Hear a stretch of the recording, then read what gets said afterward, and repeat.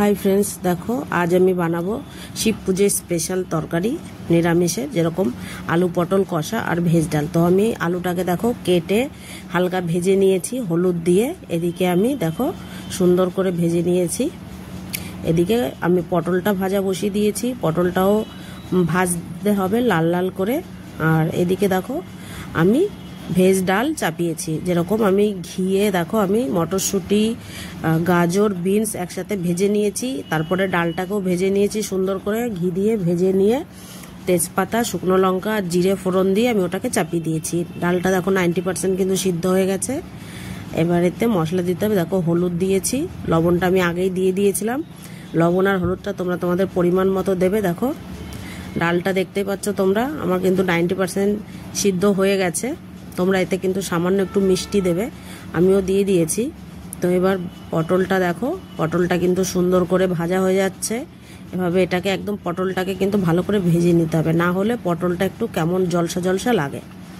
এবার মশলাটা দেখা যাক। দেখো আমি একটা মিডিয়াম সাইজের টমেটো আর নিয়েছি কাঁচা লঙ্কা, দেখো 4 থেকে 5টা কাঁচা লঙ্কার একটু আদা, ছোট্ট একটু আদা আর ওই সামান্য একটু জিরে, কাঁচা জিরে গোটা, এটা আমি মিক্সিতে দিয়ে দেবো। দিয়ে এটাকে আমি এবার পেস্ট করে নেব। আর এদিকে পটলটা আবার নাড়িয়ে চাড়িয়ে দেখো এরকম সুন্দর করে লাল লাল গোল্ডেন ব্রাউন করে পটলটাকে ভেজে নিতে হবে। এদিকে ডালটা দেখো আমার ডালটা কিন্তু রেডি হয়ে গেছে প্রায়। সুন্দর এর সেন্ট বেরিয়েছে, ঘিয়ের একদম সুন্দর সুন্দর সেন্ট, দেখেছো গাঢ় হয়েছে সুন্দর। ঘনত্বটা তোমরা তোমাদের আন্দাজ মতো করবে। এদিকে কিন্তু আমার পটলটা ভাজা হয়ে গেল, মশলাটা দেখো আমার পেস্ট করা হয়ে গেছে। এবার আমি পটলটাকে নাবিয়ে নেব। দেখো আমি পটলটাকে নাবিয়ে নিয়েছি ওই তেলেই, আমি আর একটু তেল দিয়ে দিয়েছি। এবার দিয়ে দেবো একটু গোটা জিরে আর 2টো তেজপাতা, আর দেবো সামান্য একটু চিনি।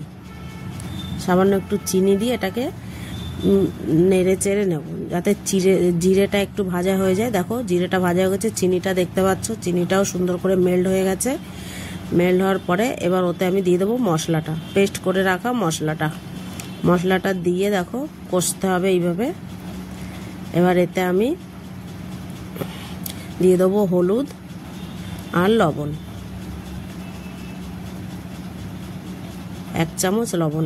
এগুলো কিন্তু আন্দাজটা বলে দেওয়া যায় না, তরকারির হিসাবে তোমাকে দিয়ে নিতে হবে, হলুদ লবণটা সেই বুঝে দিয়ে নিতে হবে।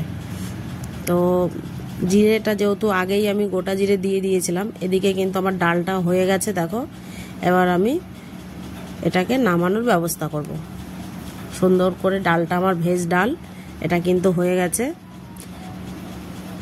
দেখো ডালটা কিন্তু আমি নামিয়ে নিয়েছি একদম সুন্দর করে, দেখতে পাচ্ছ। তোমরাও এভাবে একদম শর্টকাটে করে নিতে পারবে। দেখো এদিকে মশলাটা কিন্তু আমার সুন্দর করে ভাজা হয়ে গেছে। মশলাটা সুন্দর করে কষে নিয়ে এবার আমি এতে আলু আর পটল ভাজাটা দিয়ে দিলাম। দিয়ে এটাকে ভালো করে আর একটু কষে নিতে হবে। আমি এতে সামান্য দেখতে পাচ্ছ একটু জল দিয়ে দেবো সামান্য। দেখো আমি ওই যে থালে মশলাটা ছিল ওতে তেল ছিল অনেকটা, ওতে আমি জল নিয়ে দিয়ে দিয়েছি, দেখতে পাচ্ছ। সুন্দর করে এটাকে আমি এবার ভালো করে আর একটু কষিয়ে নেব। যেহেতু এতে পেঁয়াজ রসুন কিছুই নেই, অতবি বেশি কষানোর কিছু নেই, তবু একটু কষিয়ে নিতে হবে। আর বেশি কষালে আবার মশলাটা পুড়ে যাবে। দেখো দেখতে পাচ্ছ রংটা দেখতে পাচ্ছ, আমি কিন্তু কোনো গুঁড়ো লঙ্কা ইউজ করিনি, একদম নিরামিষ তরকারি। তোমরাও এইভাবে বাড়িতে বানিয়ে দেখতে পারো, খুবই সুন্দর লাগবে। তোমরা এরকমভাবে রান্না করে ঠাকুরকে ভোগও লাগাতে পারো। এবার আমি জল দিয়ে দেবো, আলুটা সিদ্ধ হতে হবে, দেখতেই পাচ্ছ। দেখো আমি পরিমাণ মতো জল দিয়ে দিয়েছি। তোমরা তোমাদের তরকারি যতটা হবে সেই আন্দাজে জল দিয়ে ওটাকে এবার ঢেকে দিতে হবে। দেখতে পাচ্ছ তরকারিটা কিন্তু আমার দেখো আলু সিদ্ধ হয়ে গেছে, মাঝখানে একবার উঠিয়ে ওটাকে দেখে নিয়েছি। দেখো আলুটা কিন্তু আমার পুরো সিদ্ধ হয়ে গেছে একদম 100%। ঝোলটা তোমরা তোমাদের আন্দাজ মতো রাখবে, আমরা একটু কষা কষা খাবো তাই জন্যে অল্প ঝোল। এবার আমি এতে দিয়ে দেবো গরম মশলা, অল্প একটু গরম মশলা দিয়ে দেবো।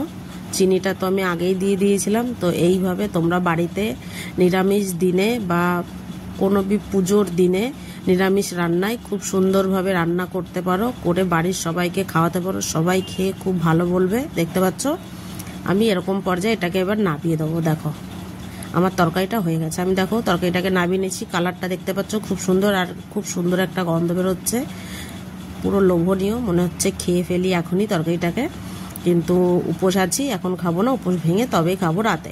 তো তোমাদের যার যার ভালো লাগে এইভাবে তোমরা তরকারিটা রান্না করে খেও, আর ভালো লাগলে লাইক